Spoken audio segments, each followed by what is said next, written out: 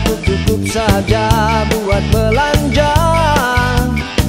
Ada kereta yang aku bawa jenama Malaysia. Insya Allah jumpa mak ayah dan sanak saudara.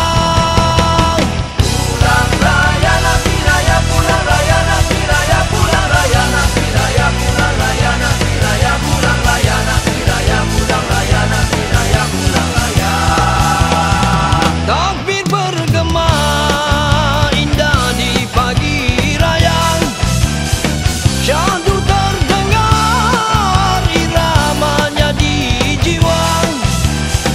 Syawal mulia, ampun maaf dipintang pada ibu ayah dan juga sanak saudara. Hai abang-abang, akak-akak, duit raya jangan lupa. Abang-abang, akak-akak, duit raya jangan lupa. Anak-anak bergembira sebab dapat duit raya. Anak-anak bergembira sebab dapat duit raya. Duit raya semua ada, juga macam-macam ada. Duit raya semua ada, juga macam-macam ada. Nabi raya mana? Tunggu lepas solo gitar. Selamat Hari Raya no, pada semua yang ada. Dan yang balik kampung tu berhati-hati di jalan raya. Ingat orang yang kita sayang, okey? Selamat Hari Raya. Cik P Raya, Cik P ziarah sini sana.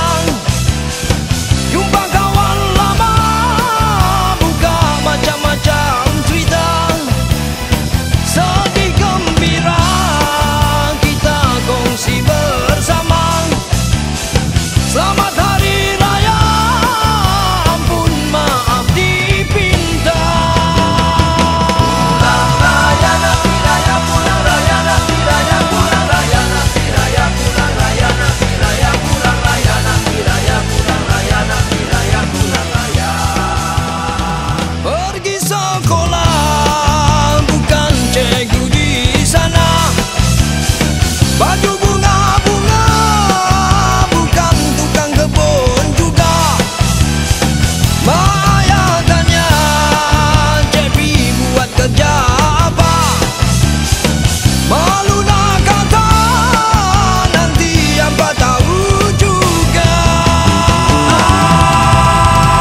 Anak-anak mak ayah bukan tanya-tanya saja. Anak-anak mak ayah bukan tanya-tanya saja. Depa tanya pi mana, bukan minta duit kita. Depa tanya di mana, bukan minta duit kita. Malu apa janji kerja, janji tidak buat dosa. Malu apa janji kerja, janji tidak buat dosa. Memang cik nak habaq, tunggu lepas solo gitar.